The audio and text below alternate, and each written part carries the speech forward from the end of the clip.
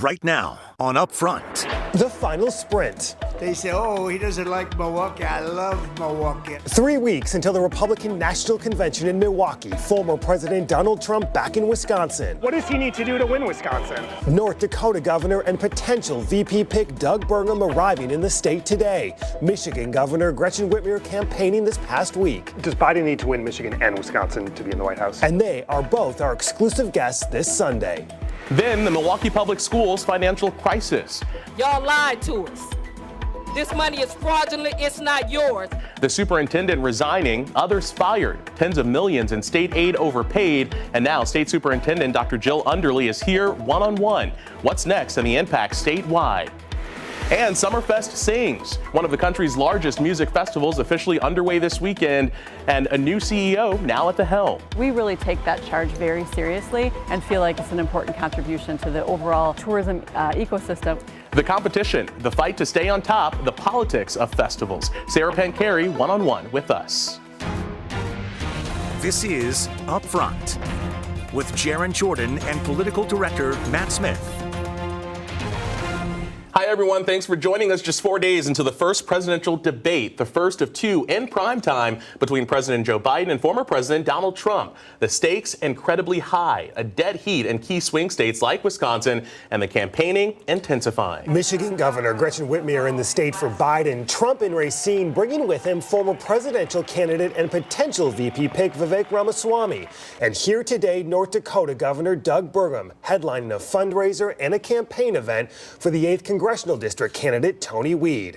Governor Burgum joins us now. Governor, good to see you. Welcome back to the show. Well, Matt, great to be with you, and great to be in Wisconsin. We'll get to your Wisconsin stop in a second. First, I want to get you on all this VP speculation and all the talk. I'm curious, are you at the top of Trump's list, and where does all of this stand? Well, Matt, of course, I know there's a lot of interest in this topic, but it's the fact is that President Trump is so strong right now, it doesn't really matter who he picks as his VP. He probably doesn't even need a VP to win, because he's winning across every demographic, whether it's African Americans, whether it's Hispanics, whether it's people under 30, whether it's independents in swing states. He's charging right now. And the reason why, of course, is because he's focused on the issues that matter most to most Americans. And that's, whether you're trying to put food on the table, gas in the car, pay your rent, pay your electric bill, or, the American dream, buy a house with these high interest rates and with inflation. That's really killing people, and a lot of people are coming over to his message. The New York Post this past week, Doug Burgum leading Trump's VP contender pack. If he asks you, will you say yes? Well, Matt, that's a question for President Trump, and only he knows who he's going to pick. He's got so many great choices to choose from. It's just the bench is deep in the Republican Party, and I know that he'll make a great choice at the time of his choosing. And whoever he chooses, President Trump and that candidate, they'll be ready on day one. However this plays out, will you be here in Milwaukee at the convention in a few weeks?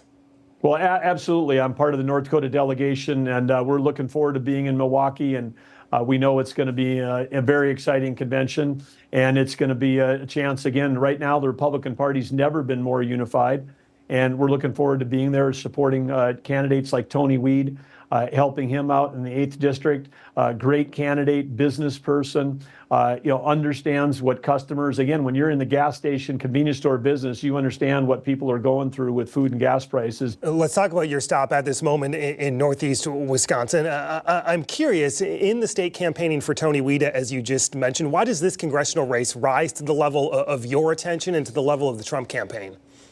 Well, I think when it's such a close margin in both the House and the Senate, every one of these matter. And of course, Mike Gallagher doing a fantastic job representing that district. This is an important one to keep in the Republican caucus. And when you got a great candidate like Tony Weed, it's easy to step up. I endorsed him last month, and happy to be there. The first debate is Thursday night between Trump and Biden. You were on the debate stage here in Milwaukee. I'm curious, what do you think? What does Trump need to do Thursday night? Well, the first thing he needs to do is not blow his Achilles playing basketball the day before he goes on the stage. That'd be my first piece of advice for him. But what I know what he is going to do is he's going to focus on the issues. We know that with the moderators there that are pro-Biden, they're going to be trying to throw all kinds of stuff at President Trump. It's going to be like it's 3-on-1. But he's ready to talk about the issues, whether it's inflation, the border, national security. And it comes down to one question at the end of these debates is for the public to decide, were you better off under President Trump or better off under Joe Biden? And to that, Governor, as you're talking to voters in some of these key swing states like Wisconsin, how does Trump win in a state like Wisconsin when you have a segment of voters who may have voted for him in 2016 but didn't vote for him in 2020 and still may have some concerns about him? Well, I think they might, but I think you're identifying exactly, Matt, what it is. I mean, these are the swing voters in the swing counties that are going to decide the election. But those folks that voted with President Trump in 2016, then they voted for Biden in 2020. I think a lot of them have got, voters' remorse because they voted for one thing and they thought they might have been voting for a moderate. They ended up with a very liberal agenda. North Dakota Governor Doug Burgum. Governor, no matter how this VP search plays out, we'll see you in a couple weeks here at the convention. Great. Thanks, Matt. Michigan Governor Gretchen Whitmer holding several events in the state focusing on abortion and, in part, the economy. Whitmer is several national co-chairs of President Biden's re-election campaign, and she talked with us at the Biden campaign headquarters in Milwaukee. Michigan and Wisconsin are going to be the states to watch in this between now and November. I'm curious why you think the race is so close in these states. Why isn't Democrats' message resonating maybe like you would want it to? I think it is. You know, these are just states that elections are always going to be close, right? Whether it is 4 years ago, 8 years ago, or 8 years from now. I think Michigan and Wisconsin and maybe Pennsylvania are always going to be states that the whole country is going to have to pay attention to. We are microcosms of this country. People should be, they're wise to be paying attention here. And I know that President Biden, Vice President Harris are very committed to showing up to show what they've done for people, and both for Wisconsinites and Michiganders alike. Does Biden need to win Michigan and Wisconsin to be in the White House? I think he needs to, and I think he will. Yeah, no questions asked. Well, you know, I mean, there's good work to do. There's no question about that. But at the end of the day, Wisconsinites are a lot like Michiganders. We're good, hardworking people. We expect those in government to be as hardworking, if not harder working, and as good, if not better, than we are. Voters here in Wisconsin, as I'm sure in Michigan, say the economy is the most important issue headed into November. At your TOSA event, you had an interesting question. You had a voter say, how do we solve the messaging problem related to the economy? And you said the answer is going to impact the outcome of the election. When voters say they trust Trump more on the economy, how do Democrats solve that? I think it is distilling, what does that mean to you, right? So we know that the former president gets some sort of a benefit of an assumption on economy, but when you say, what did he do that actually made your life better? Well, eggs were cheaper. Guess what? One person doesn't change the global price of eggs, or inflation for that matter. But what they can do is keep more money in your pockets. President Biden is the one that got insulin down to $35. President Biden is the one that has made the biggest investment in infrastructure in our nation's history. That means fixing the roads. It means repairing the bridges so you can get to the hospital when you need to. It means putting good, hardworking people to work doing those jobs.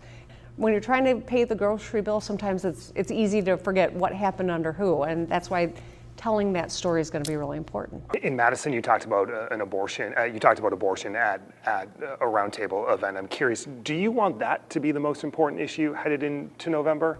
Whether I want it to be or not, it is going to be, because we know. You think that's the most important issue? I think it is one of the most important issues. I think that abortion goes hand in hand with the economy, the ability to access health care, the ability to make your own decisions whether and when to start a family, the ability to access contraception or IVF for that matter. These go to the heart of who we are as a country. Beyond the issues, one of the biggest impacts could be the third-party ticket. When you look at the ballots, RFK Jr. has qualified in Michigan, still unknown here in Wisconsin. I'm curious, though, how big of a deal is that, and how big of a threat is that when we're seeing him poll at 9, 10, 11, 12% right now? I think we've got to take it very seriously. There's, anyone who is familiar with his ideas and policies knows that he is way out of step with the average American. He does not have an appreciation for where people are. He says wildly outlandish things that are demonstrably, false, and yet he's got the Kennedy name, and so I don't think anyone can discount him. A third-party candidate could make all the difference in the outcome of this election, even if they've got no shot at winning. What does President Biden need to do in this first debate from your perspective? Are you helping with debate prep at all? I'm not helping with debate prep, but I think what we're going to see is a president who is deeply grounded in the job, understands the job, the magnitude of the decisions, has receipts in terms of delivering for the people of this country and a vision for our future, versus someone who has a difficult time stringing sentences together, frankly, and is running on grievance. He's just got convicted of felonies. You're here in Wisconsin. You have a book coming out this summer. There's been a lot of speculation about your political future. I'm curious, are you going to run for president in 28? I have no plans to run for president. I wrote a book because the question I get more than anything is, how do I stay positive when it's so heavy, right? I had to govern through a pandemic, had incredible challenges, a plot to kidnap and kill me, 28 recall attempts.